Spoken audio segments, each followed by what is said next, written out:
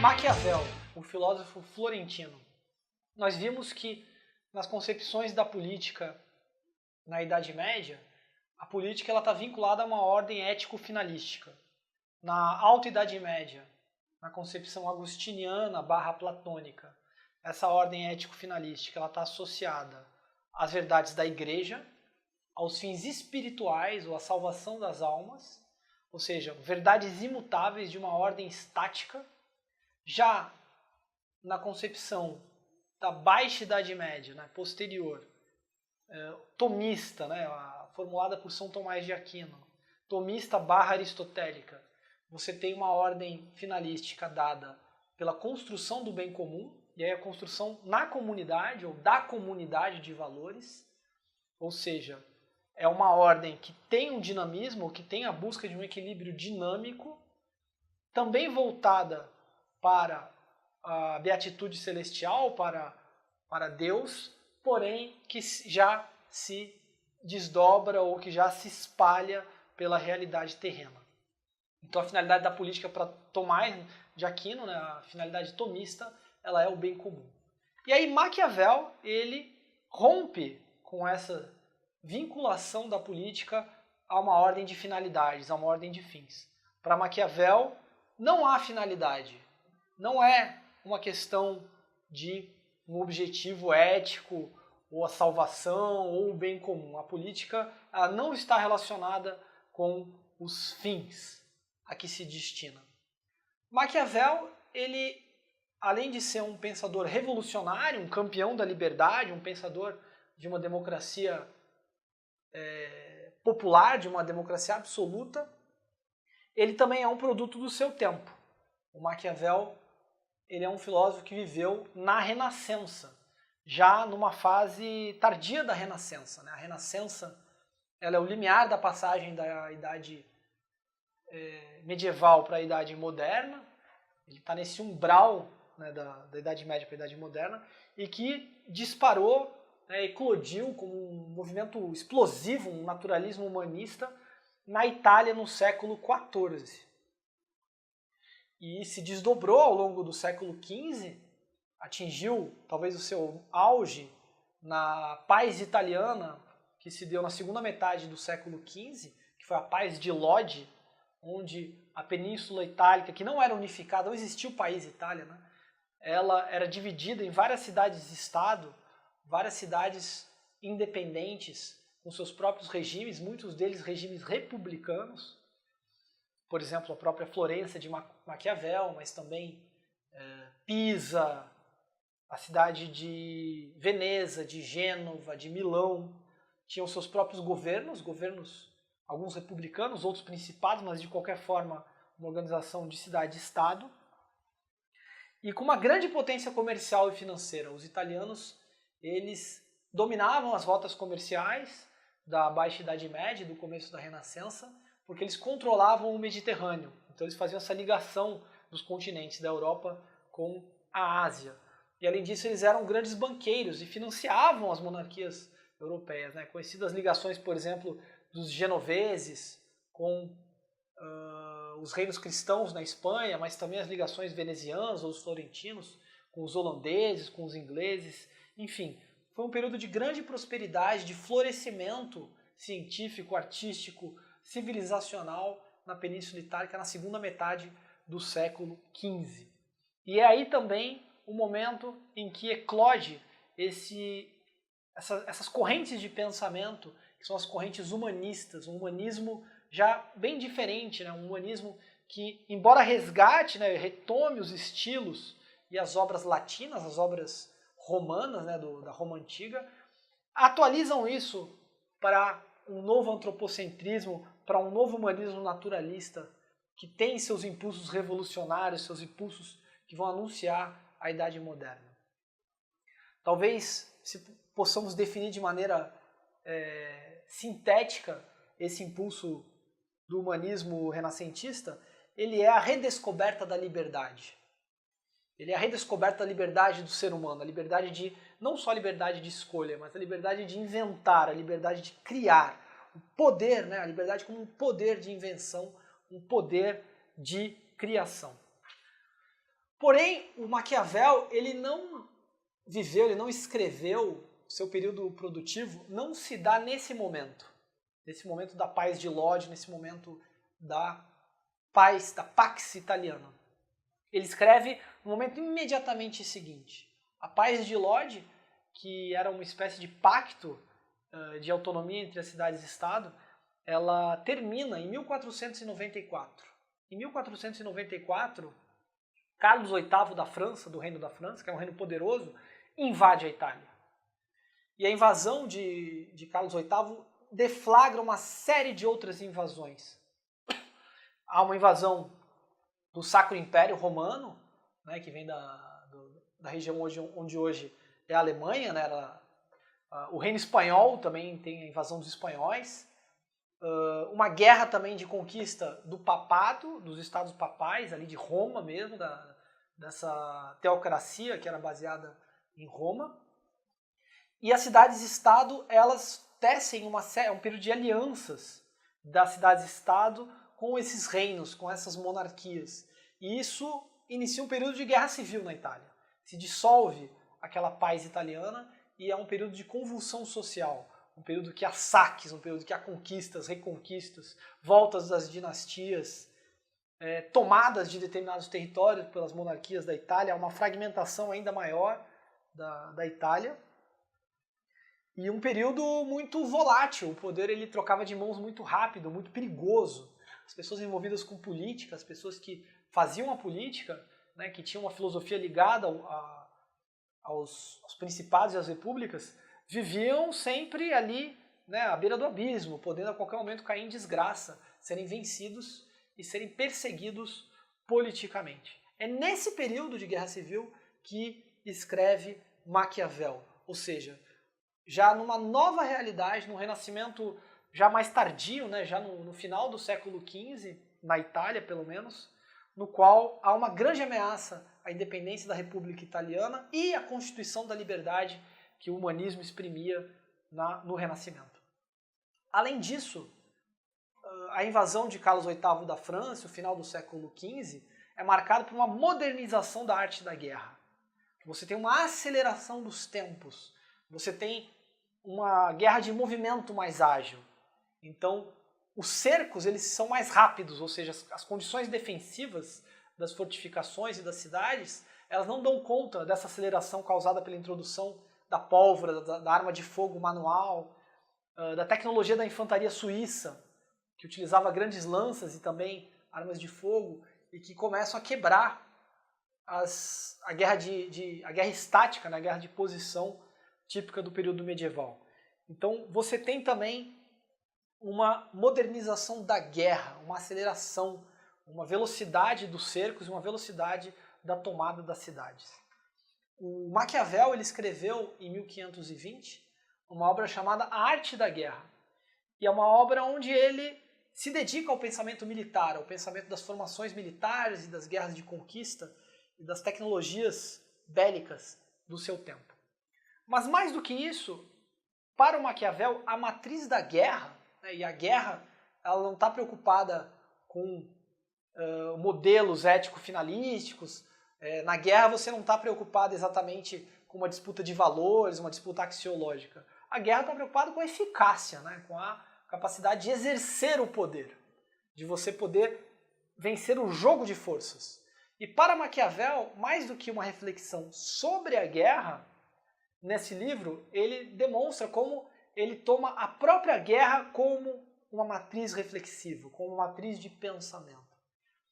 Então, o Maquiavel ele vai pensar a política a partir da metáfora da guerra, ou melhor ainda, a partir da matriz da guerra. A guerra é mais do que uma metáfora. A guerra ela confere à política, pensada por Maquiavel, e portanto a política de seu tempo, que é a política muito dinâmica, muito ligada ao jogo de forças, a esse great game, né, que era a disputa da Península Itálica pelas monarquias e pelo papado e pelas cidades, pelos vários impérios e a tentativa das repúblicas italianas de sobreviverem nessas condições aceleradas. Ele vai pensar não a guerra como uma continuação da política, onde a política não dá conta, onde a diplomacia não chega, se iniciaria a guerra. Não. O Maquiavel vai pensar na verdade, a política como a continuação da guerra. A política explicada pela guerra. É uma formulação que aparece num outro filósofo, um filósofo do século XX, contemporâneo, mais contemporâneo nosso, que é Michel Foucault, mas que já está presente em Maquiavel. Formula isso num curso da década de 70 chamado Em Defesa da Sociedade, mas Maquiavel já pensava a política a partir da guerra, a partir da eficácia, a partir das armas. O pensamento sobre as armas para Maquiavel é muito importante porque é a força, é a efetividade que é o terreno material do funcionamento político. Então, se a política é a continuação da guerra em outros termos ou por outros meios, na verdade a política, e aí Maquiavel está falando de seu tempo, que é justamente o alvorecer da modernidade, a política ela não suspende a guerra. A política ela não neutraliza o desequilíbrio constante de forças, a guerra de movimento. Na verdade, a política reinsere essa relação de forças no tempo todo, no contínuo do tempo. Quer dizer, não é que a guerra seja um estado excepcional no qual se suspenderia a lei. Maquiavel não pensa a política a partir do contrato social ou do cumprimento dos pactos, do direito, nada disso. Maquiavel pensa a política como um contínuo onde a guerra é difusa, onde a guerra se dissemina. Inclusive, um dos desafios de Maquiavel é pensar instituições que funcionem dentro desse desequilíbrio constitutivo, desse jogo de forças que marca a matriz da guerra, a matriz bélica. Então, se na Alta Idade Média Agostinho pensava a política a partir de um equilíbrio estático dado pelo céu das ideias, e Tomás de Aquino, na Baixa Idade Média, de maneira aristotélica, pensava a política a partir de um equilíbrio dinâmico da sociedade ao redor do bem comum, para Maquiavel a política está no desequilíbrio. A política ela não pode ser jamais reconduzida a uma situação de equilíbrio, nem mesmo dinâmica. Há sempre uma fenda, há sempre uma abertura contingente que a política não consegue colmatar e que, portanto, mantém em estado magmático as relações estabelecidas. E esse é o desafio dos governantes, esse é o desafio da república, esse é o desafio do poder. Por outro lado, ele também é o primeiro a pensar a dimensão estratégica do poder. Ou seja, como que as estratégias, a concepção de você conseguir conquistar um plano com vários níveis de duração, mais do que uma tática imediata, o vai e vem da tática. Ele pensa planos que vão se desdobrando ao longo do tempo, ou seja, uma gramática do tempo em que você tem várias temporalidades convivendo para dentro, que é típica da guerra, você não só tem que vencer as batalhas, mas a guerra como um todo. Maquiavel vai trazer esse pensamento estratégico para dentro da sua arte política, ou da política como arte. E nisso quebra-se completamente o modelo da filosofia antiga, ou o modelo da filosofia medieval política, que é baseado em modelos, que é baseado, mesmo que modelos temperados, como o de Tomás de Aquino, que se coloca entre o céu e a terra. Em Maquiavel não há modelo. Em Maquiavel há uma matriz a todo momento se inovando, a todo momento se volatilizando em função dos movimentos, em função dos desequilíbrios. Então, para Maquiavel também não faz sentido, na medida em que não há um parâmetro ideal, na medida em que não há uma finalidade que seja o bem comum. Então você não tem como, para Maquiavel não faz sentido, não tem como você dizer a diferença entre o bom e o mau governo a partir do respeito a esse modelo. Então não faz sentido para Maquiavel a diferença entre política e politicagem, entre uma política pequena e uma grande política, uma política de estadistas. Não faria sentido porque não há um modelo para julgar o bom do mal. Para Maquiavel o que importa é a eficácia. O que importa, na verdade, é a efetividade, é o exercício do poder, é o cumprimento do poder.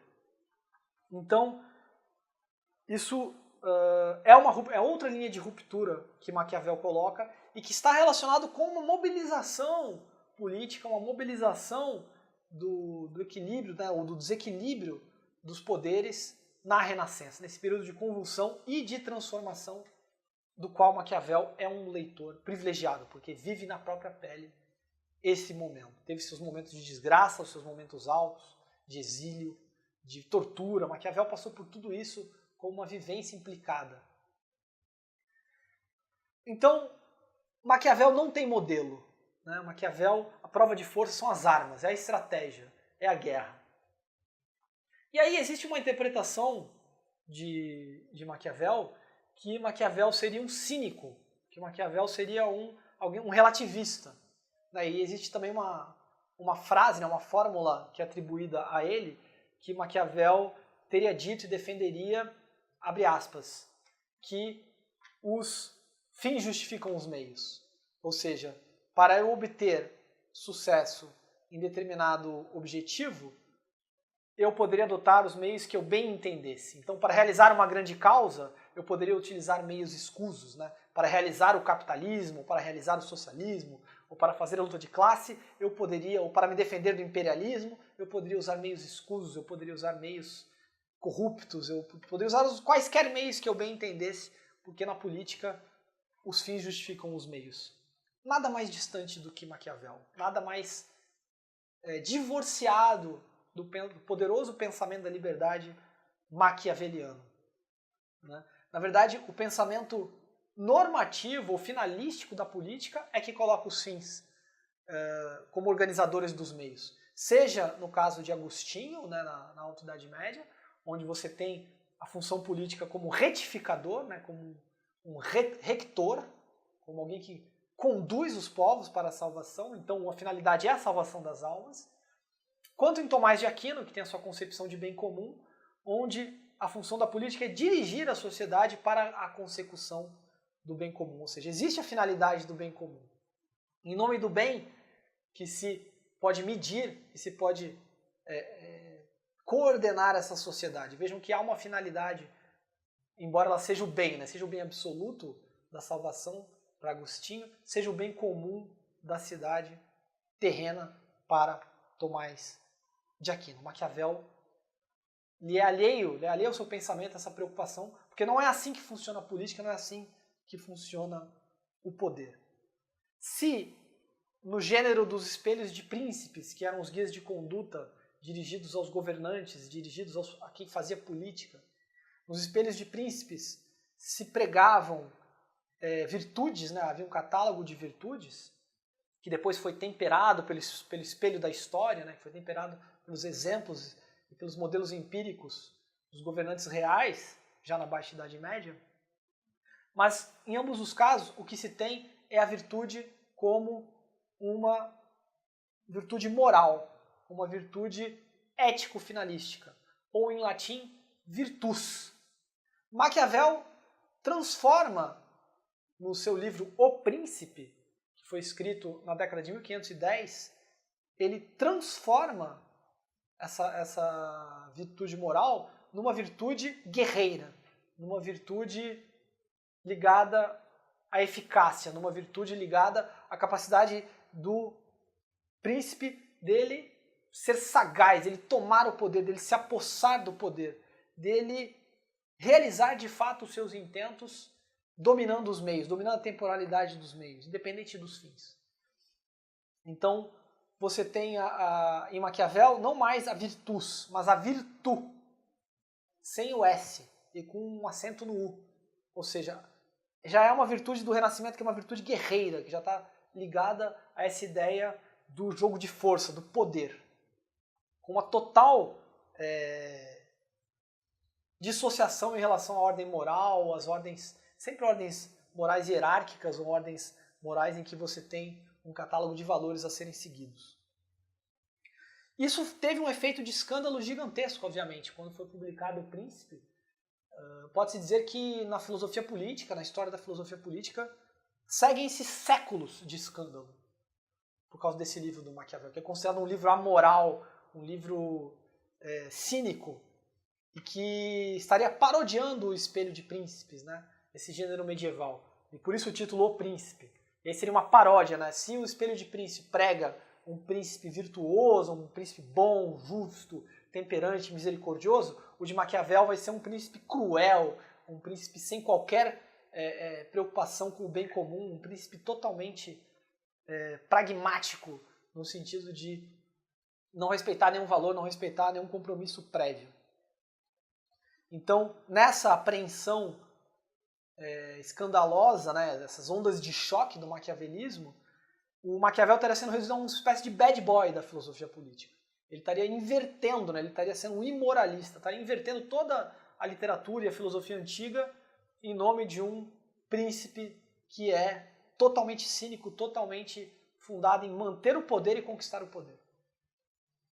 E aí essa tradição pós-Maquiavel, né, muitos anos depois de Maquiavel, vai se dividir em duas. Vai ter uma tradição, nessa tradição que reduz Maquiavel a esse imoralista.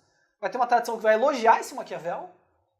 Então, uma série de escritores que vão colocar o Maquiavel como um dos teóricos da afirmação dos estados absolutos, um dos teóricos da afirmação do princípio da soberania, e que, portanto, o soberano, o príncipe soberano, ele tem mesmo que ser alguém cínico, alguém hipócrita, alguém maquiavélico. O próprio adjetivo maquiavélico surge disso, né? Uma tradição barroca, né? Comprometida com o poder, né? O barroco ele sempre foi uma tradição do luto do poder.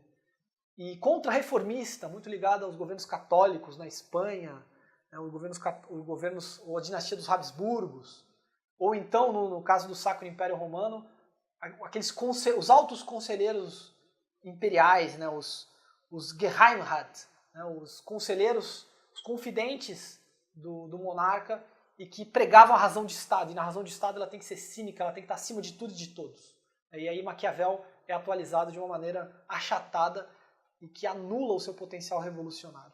E existe a tradição anti-maquiaveliana também, que durou muitos séculos, toda uma literatura da filosofia moral e da filosofia política, que vai se opor a esse Maquiavel, que vai dizer que não, o bem comum é importante, os valores é que guiam a política, temos que retomar a filosofia antiga, a filosofia tomista, ou a filosofia agostiniana, temos que reconstituir o corpo social se opondo ao príncipe maquiavélico. No entanto, O Príncipe de Maquiavel é um livro de defesa de um novo princípio de organização do poder e da política e que rompe com essa transcendência, que rompe com essa ideia de que o príncipe está acima da sociedade, com essa ideia de que o príncipe ele governa com uma razão própria, uma razão de Estado, com uma razão que lhe permitiria ele existir em estado de natureza e tratar todos os súditos como meros joguetes do poder, como maquinações de um soberano. Na verdade, a força da obra, e principalmente desse livro, O Príncipe de Maquiavel, é quebrar essa transcendência do príncipe em relação ao social. Uma ligação do príncipe com o social que não é de separação, pelo contrário.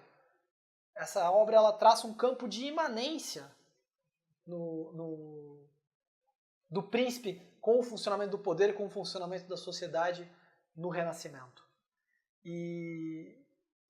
Então é necessário resgatar esse Maquiavel que é intempestivo, esse Maquiavel que é o impulso do Renascimento que se perdeu, que foi achatado, que foi esmagado pela própria história. Hoje, se a gente pensar no que se chama de personagem maquiavélico, e aí tem toda uma pletora, né, de personagens aí, em Game of Thrones, House of Cards, nas séries da Netflix, ou em filmes, que seriam esses personagens ardilosos e cheios de tramas e de segredos e de segredinhos e que estariam jogando com o poder. Mas nada mais distante do que Maquiavel, o próprio adjetivo maquiavélico é distante de sua obra. Então, a partir deste ponto da aula, nós vamos quebrar com essa tradição. Nós vamos reler o Príncipe e nós vamos retraçar, na verdade, uma linha subterrânea de Maquiavel que é, inclusive, um antídoto a essa literatura da razão do Estado, seja apologética, seja execrando essa tradição. E aí nós vamos discutir alguns pontos.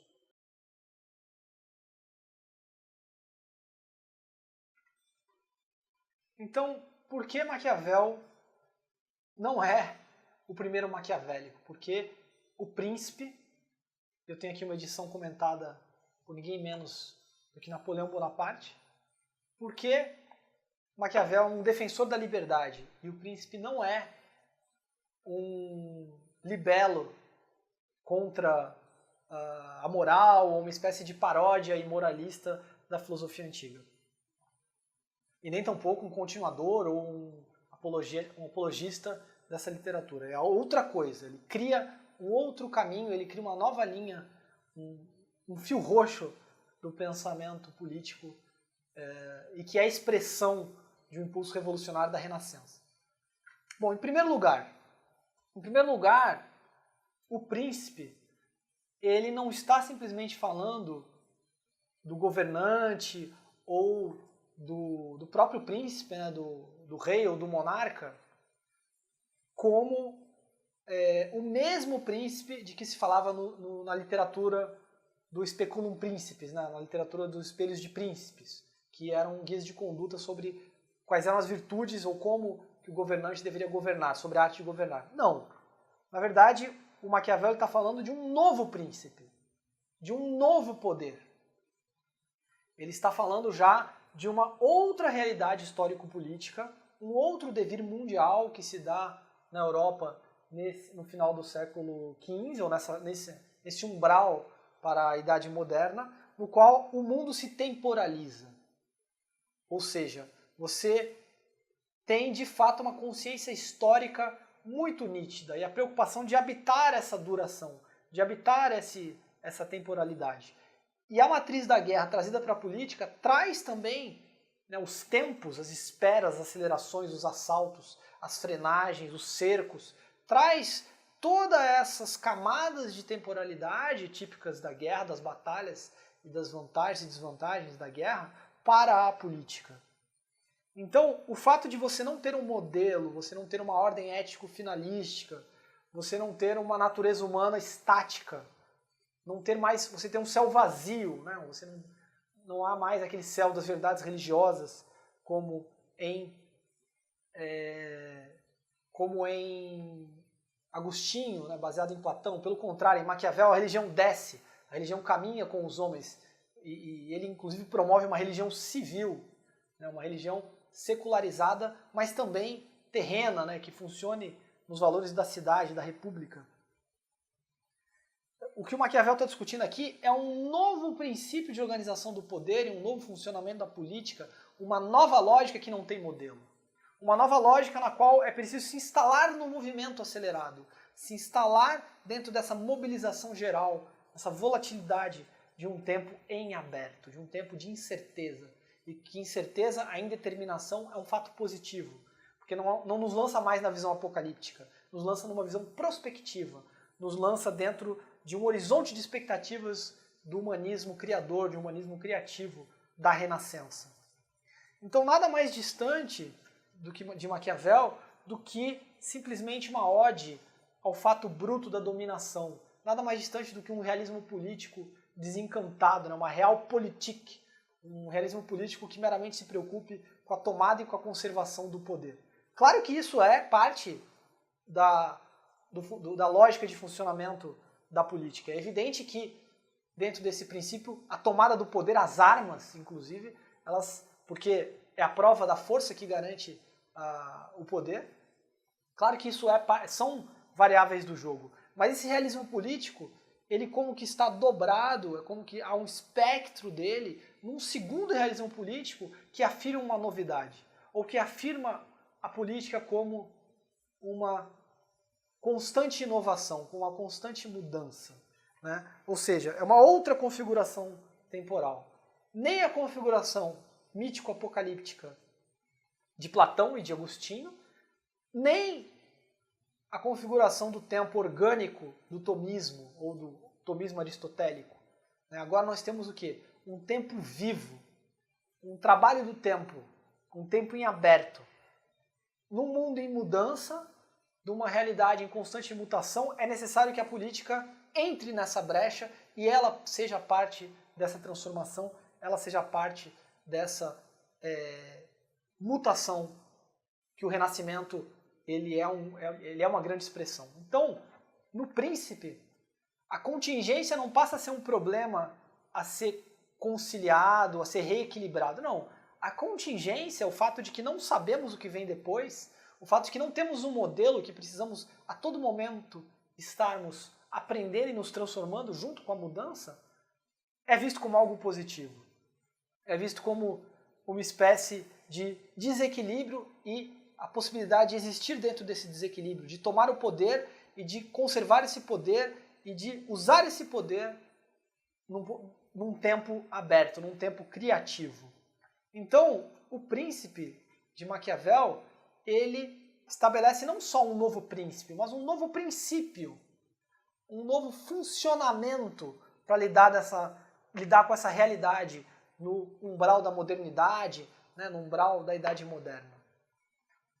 E as condições de exercício do poder são as condições de uma nova virtude, uma nova prudência, né, que é a virtude maquiaveliana, que envolve o timing, que envolve a dominação do tempo, ou seja, de conseguir entender quando agir, quando não agir, quando esperar, quando se retirar, né, as retiradas estratégicas, quando se aliar, ou seja, todos esses sensos de oportunidade, toda a filosofia ela passa a ser uma meditação sobre as várias oportunidades, as várias brechas, as várias chances que aparecem no horizonte. Então é o que o Maquiavel chama de fortuna, ou chance, ou acaso, mas fortuna é uma palavra mais precisa, vem do italiano. A relação entre o virtude e a fortuna é que definem o princípio constituinte, o novo princípio. E a filosofia já meditou sobre a fortuna, né? Um filósofo do final da Antiguidade, Boécio, a filosofia dele é uma meditação sobre a fortuna. Ele foi preso e um livro que ele escreve na prisão é A Consolação da Filosofia. É como a filosofia nos permite meditar sobre o azar que cai sobre nós, sobre a má sorte, né? Sobre as coisas que deram errado, e a filosofia, para Boécio, te consola, porque te permite encontrar uma ordem superior, onde esses acasos passam a fazer sentido. Bom, para Maquiavel, essa meditação ela se desloca para a prática. Então, a ligação com a fortuna ela passa a ser uma filosofia do agir. O filósofo ele se coloca no terreno do agir, da ação. Ou seja, é necessário intervir na fortuna. É necessário fazer da fortuna um ponto de apoio, fazer da fortuna a matéria, fazer do tempo que se apresenta como a matéria, a substância do poder. E, portanto, é aí que se exerce a virtude. É aí que a virtude pode ser eficaz ou pode ser eficaz. É aí que podemos vencer ou podemos ser derrotados. É aí que podemos ser virtuosos com o poder ou podemos ser esmagados por ele. Então, se existe uma teleologia em Maquiavel, não é uma ordem ético-finalística, mas sim uma teleologia materialista, de maneira que a sua filosofia não se define pela relação entre os meios e os fins. Que o maquiavelismo e o antimaquiavelismo ficam martelando, né? Os fins justificam os meios para quaisquer fins, os fins para quais se abonariam com quaisquer meios. Não. Para Maquiavel, em verdade, a relação se dá não entre os meios e os fins, mas entre os meios e o tempo. Um novo tempo que exige um novo poder. Então, Maquiavel ele está ligando a filosofia, os meios e o tempo. Uma nova configuração do poder, uma nova matriz dada pela guerra no livro O Príncipe. Qual é a limitação desse livro? E é um opúsculo, né? Esse não é um livro, não é uma obra que tomou muito tempo de Maquiavel, é um opúsculo, é uma obra curta, uma obra breve, porém revolucionária e fundamental no desenvolvimento do pensamento de Maquiavel. Mas qual é a limitação do livro? A limitação do livro é não encontrar o sujeito adequado que pudesse animar esse princípio. É não encontrar o que realmente constituiria esse poder.